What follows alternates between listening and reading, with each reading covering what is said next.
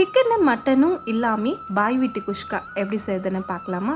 இப்போ பேன்வை ஹீட் பண்ணிவிட்டு 1 ஸ்பூன் அளவுக்கு நெய் ஊற்றிக்கலாம், 2 ஸ்பூன் அளவுக்கு எண்ணெய் ஊற்றிக்கலாம். எண்ணெய் காஞ்ச உடனே ஹோல் கரம் மசாலாவும் சேர்த்துக்கலாம், 2 மீடியமான சைஸ் வெங்காயம் நீல வாக்கில் கட் பண்ணி சேர்த்துக்கலாம். இது கூட இஞ்சி பூண்டு விழுது, உப்பு சேர்த்துக்கலாம்.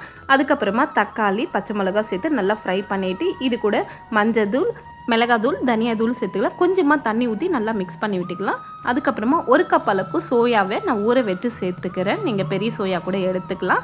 1 கப் அளவுக்கு தயிர் ஊற்றிக்கலாம். ஒரு கைப்பிடி அளவுக்கு புதினா, கொத்தமல்லி சேர்த்து நல்லா கலந்து விட்டுக்கலாம். 1 கப் அளவுக்கு ரைஸ் எடுத்தனால 3 கப் அளவுக்கு தண்ணி ஊற்றிக்கலாம். நல்லா கொதிக்கிட்டோங்க.